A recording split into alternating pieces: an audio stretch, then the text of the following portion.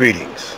Elder Blacklight, Black Economics 100, the real deal. Now, the mastermind of economics, recycling the dollar in the black community, pulling resources together, was none other than the Honorable Elijah Muhammad. This is Muhammad Speaks newspaper. Now, you see, got two black men, hands right over the United States of America, from Africa to South America, expanding the globe, shaking hands with one another, giving each other a helping hand. He has set up mosques in Africa, England. You know, the Nation of Islam was a powerful force that you don't find too many black economic men following their pattern. Now, Nipsey Hussle kind of reminded me of the Honorable Elijah Muhammad because he wanted to unite. He had a fan base and he wanted to unite them to make a powerful economical force. He was going to do some deep things, and they snuffed him out. And after the Honorable Elijah Muhammad died in 1975, things went downhill as far as his economic program. Now the Nation of Islam is asking us to pull their resources. Pull your resources to them. Pull your resources to them in their economic program. But they had abandoned the economic program that was already established after the Honorable Elijah Muhammad passed away in 1975. They blame it on Wallace D. Muhammad, but none other recovered and established it and took it higher. Minister Louis Farrakhan tried it, but I don't know what happened. And so we got to use a different strategy now in these times, because look, all your black grocery stores has been taken over by the Mediterraneans, so-called Arabs or Pale Arabs or Middle Easterners. Your restaurants and your other little businesses, have businesses and all like that, you go to the Koreans or Chinese, and the black man, all his businesses, you know, has disappeared. We don't have no distribution outlets. We don't have we don't manufacture anything. And in the music business, those brothers don't have no distribution, you know, so they still depending on the Caucasian for distribution and airtime. To get airtime, they gotta pay, and get distribution, they gotta pay. And brothers, I heard a brother talking, I ain't gonna say his name, but he's saying, I own this, but he's a television man, and he said he owned his own equipment, but who did he get his equipment from? Who did he get his camera from? The Caucasian or China. He didn't get it from another black man. So we're not recycling that dollar among ourselves because we don't make nothing among ourselves.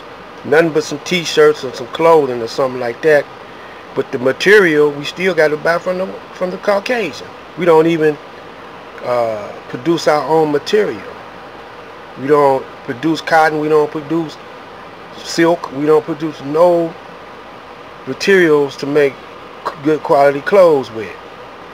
We don't even produce or manufacture toothpicks. We don't even manufacture nothing that serves the black man among ourselves. We always got to go and buy it from the Caucasian, the Middle Easterners, or the Koreans or Orientals. So, you know, we got to start somewhere. We got to work with what we got. So look, in the ghetto, you know, we take that dollar, we go to work, we come back, we take that dollar, and we go to the hair. The women go to get themselves beautified. They go to the hair joint, get hooked up, spend all their money on getting pretty. The guys go to the lotto. Women do too. Spend all their money in the lotto or the casino, trying to make some more money.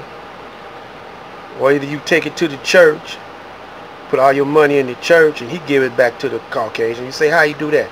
Well, you gotta have that Cadillac.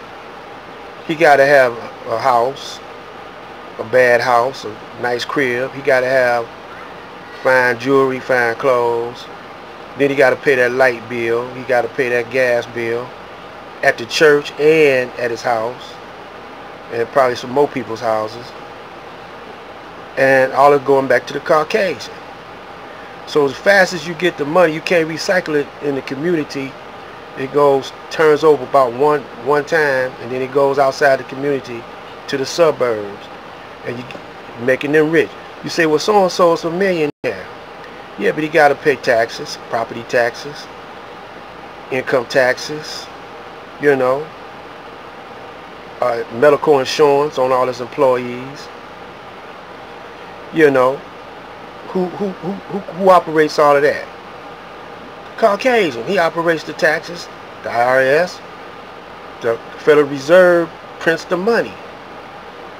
You know, but the money don't say a dollar. It say a Federal Reserve note. So it's a debt note, a debt dollar. So all his institution is commercialized. All of his institution operates off of commerce. His court system, his police force, his hospitals, like this coronavirus, and his pharmaceutical companies. All of that is commercialized and commerce.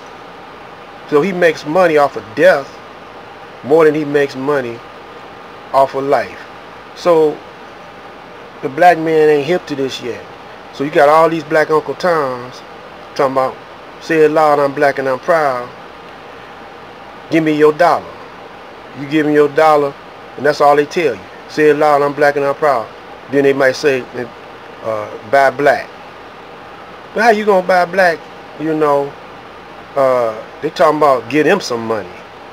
But how you gonna buy black when black don't manufacture nothing? You know. So all you got, even if you're an entrepreneur, all you got is a job that's convenient where you don't have to go to work when you don't want to, but you got to pay your employees. You know. So you making $1 million, you buy $1 million crib, and you still got to pay taxes, $1 million in taxes. You know. So, you know, if you don't pay it, you go to jail, tax evasions. So after 400 years of free labor, you can't get no reparations, and they won't let you exempt you from taxes. And you ain't kicking about that. You're not kicking about Monsanto's, who's poisoning the food with a poison seed that kills organic seeds. And you can't be replaced. You got to buy seeds from Monsanto's. You're not complaining about the chemtrails. You don't know what's in that. You know, you're not complaining about the water system. You're not complaining about nothing. But when they kill a brother, George Floyd, or even before that, they was killing brothers and stuff. And you let the white man lead the march for you, lead the protest for you. You know, it's all over the world, right in the midst of a coronavirus outbreak. You know, that don't make no sense, man. Y'all not thinking, man. And all that's producing cash money for your enemy, your Caucasian. That's right. People say ain't all Caucasians bad, all of them bad.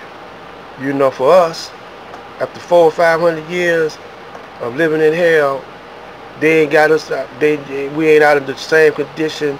Matter of fact, we in worse condition than we was when our people had businesses. You know, we in worse condition.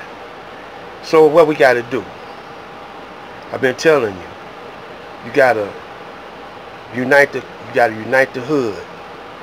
You gotta form block clubs. You gotta have a hood research, and then you gotta investigate all the corruption that's going on in the system. And ain't nobody you could complain to though. You gotta change the system yourself, because the UN is bought off, the court system is bought off, the police is bought off, the army is bought off. You know, they go for the highest bidder, man.